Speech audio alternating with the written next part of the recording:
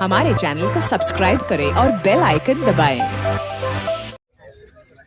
नमस्कार, आप देख रहे हैं VP न्यूज। मैं हूं कमलेश खारी और कैमरामैन नंद कुमार जी के साथ। अभी हम गया के रविदास धाम पर आए हैं। ये रविदास धाम है, फल्गु नदी के तट पर है और यहाँ पर आज 15 अगस्त को लेकर 15 अगस्त स्वतंत्रता दिवस को लेकर कार्यक्रम का आयोजन किया गया था और इस कार्यक्रम में हसपुरा जिला परिषद बतौर मुख्य अतिथि रही माननीय पुष्पलता जी हैं, जो यहाँ के मुख्य अतिथि थी। मैं इनसे बातचीत करता हूँ कि आज पूरा देश 15 अगस्त यानी आज़ादी का दिवस मना रहा है। हमारा सवाल है कि कौन आज़ाद हुआ?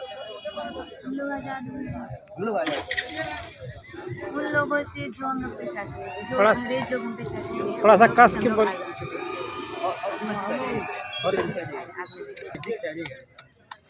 तो जब हम आज़ाद हो गए हैं तो मणिपुर में महिलाओं को नंगे करके कुछ लोगों ने घुमाया। तो ये कैसी आज़ादी है कि महिला सुरक्षित नहीं है, यहाँ के दलित सुरक्षित नहीं हैं, पानी पीने पर लोगों को हत्या कर दी जाती है, महिलाओं को नंगे घुमाया जाता है, सरकार चुप के साथ है। कैसी आज़ादी? मैं उस सरकार से पहले कहूँगी कि जो मणिपुर में महिलाओं के साथ, खास करके महिलाओं के साथ, वो कोई भी समाज से हो, हम ये नहीं कहेंगे कि सिर्फ वो दलित समाज से हो, जो भी महिलाएं हैं, महिलाएं एक मान सम्मान की ज़िंदगी जीना चाहती है। और जब हम लोग को मिल रहा है, जब बाबा साहब हम लोग को मान सम्मान की ज़िंदगी दे रहे हैं, तो फिर ये सरकार को क्या हो रहा है कि इस तरह से हम लोग के साथ अत्याचार किया जा रहा है। और मैं इस सरकार को खुलेआम चुनौती दूंगी कि आप अपनी जो ये 2024 आ रही है, इसमें मैं आपको खुलेआम बताऊंगी कि क्या होता है।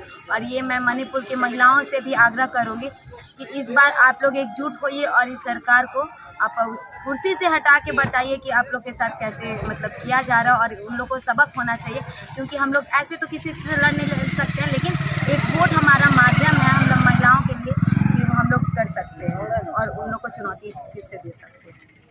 दलितों के घर के ऊपर बुलडोजर चल रहा है, चाहे औरंगाबाद के मुड़वा गांव की हो या अरवल के वनराज गांव की। आखिर ऐसा क्यों हो रहा है? दलित का रहने का जगह नहीं होता है और थोड़ा में घर भी बना लेते हैं तो उसके ऊपर सरकार बुलडोजर चला रही है। क्या इससे सरकार को दिक्कत क्या है? मैं सरकार को इस चीज़ की जानकारी दूंगी कि जब आपकी ज़मीन नहीं है, जो वलीदात की बात कर रहे हैं, तो वो कैसे हिंद की ज़मीन थी। आपको मैं बताना ये भी चाहूँगी कि कुछ साल पहले जब माननीय उपेंद्र कुशवाहा जी आए थे देवकुंड में, और वहाँ के जो मठाधीश जी हैं वो अपनी ज़मीन दे रहे थे केंद्रीय विद्यालय बनाने के लिए, जिससे शिक्षा के बारे में अलग जगा रहे थे। और उन लोगों को अच्छी शिक्षा देने के लिए जब वहाँ केंद्रीय विद्यालय बना था, तो मात्र ये सरकार को एक NOC यानी कि एक साइन की आवश्यकता थी, उस वक्त नहीं दी। तो वहाँ पर केंद्रीय विद्यालय आज तक नहीं बना है। वही केंद्रीय विद्यालय आज नवीनगर में बना है। तो ये सरकार को, जब केसरी हिंद की ज़मीन है, तो फिर इस सरकार क्या वो उन लोगों से, जो राज्यपाल हैं, तो क्या उनसे NOC लेकर आई थी? मैं इससे पहले तो इस सरकार को ये जानूंगी और उससे ये मांग करती हूँ कि वो डॉक्यूमेंट्स दिखाया जाए कि जो केसरी हिंद की ज़मीन है उसके लिए वो NOC ली है या नहीं। अगर नहीं है तो मैं यहाँ की जो अरवल डिस्ट्रिक्ट के जो DM हैं और BDO CO हैं, मैं इन लोगों से भी कहूँगी कि आप अपनी जो कार्रवाई कर रहे हैं वो आप सरासरी कानून से अगर चलेगा तो भी गलत है, क्योंकि केसरी हिंद की ज़मीन है वो आपकी ज़मीन नहीं है, आपके लिखी हुई ज़मीन। और केसरी हिंद की ज़मीन जब वो वलीदात के जो आप बता रहे हैं उन लोगों को मिला हुआ है, और वैसे लोगों को दिया गया जो भूमिहीन थे। और भूमिहीन जब 3 पीढ़ियाँ 4 पीढ़ियाँ, जिसकी किसी की 6 पीढ़ियाँ उस पर गुजर गई है, तो आप समझ सकते हैं कि एक फैमिली में अगर मतलब 4 हो जाते हैं तो उन लोग को व्यापन करना उस ज़मीन पे कितना प्रॉब्लम होता है। तो उससे आप समझ सकते हैं कि कितना दिक्कत हो रहा होगा उन लोग फैमिली में जिसके यहाँ 12 लोग हैं, किसी के यहाँ 10 लोग हैं, किसी के यहाँ 8 लोग हैं, किसी के यहाँ 4।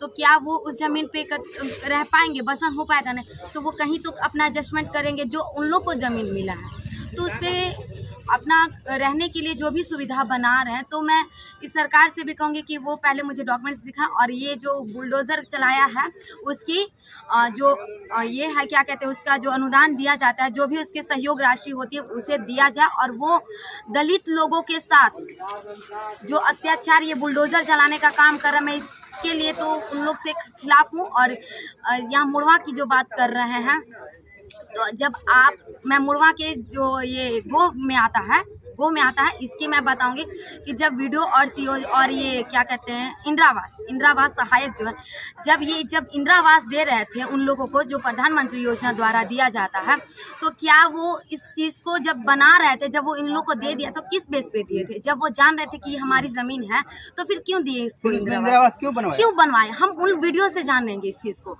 और ये वहाँ के जो हैं इंदिरावास देने वाले सहायक, मैं उन लोगों से भी ये सवाल करूँगी कि आप जब इंदिरावास दिए तो फिर उन लोग का घर कैसे मतलब क्यों टूटा? और ये इसके सरासरी जो मतलब ये हैं दोषी हैं वो इंदिरावास सहायक हैं और वीडियो से, क्योंकि जो भी काम होता है वो वीडियो के तहत होता है और जब तक वीडियो साइन नहीं करता है तब तक कोई काम नहीं होता इंदिरावास का। सरकारी स्कूल बंद हो रहा है, गरीब के बच्चे कहाँ पढ़ेंगे?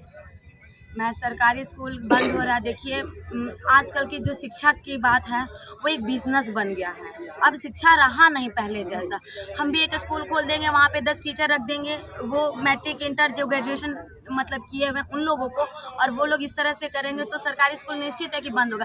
क्यों हम लोग अपने जो बच्चे, मेरे सरकारी स्कूल में जितने बच्चे पढ़ने जा रहे हैं, हम उन्हीं लोग को और उसी स्कूल में जाके सरकारी टीचर से कहें कि हमारे बच्चों पे विशेष ध्यान दें, और गार्जियन को भी ध्यान देना होगा उस स्कूल के अथी से, तो फिर स्कूल बंद नहीं होगा। ये मैं इतना दावे के साथ कहती हूँ कि बच्चे पे कंट्रोल करें और टीचर लोग को मेन टीचर लोग के ऊपर ध्यान दिया जाए कि हमारे बच्चे को कैसे शिक्षा मिले। तो ये थे पुष्पलता जी। आपको वीडियो कैसी लगी? हमारे चैनल को सब्सक्राइब करें, वीडियो को शेयर करें और कमेंट में अपनी प्रतिक्रिया जरूर दें। नमस्कार, जय भीम, जय भारत।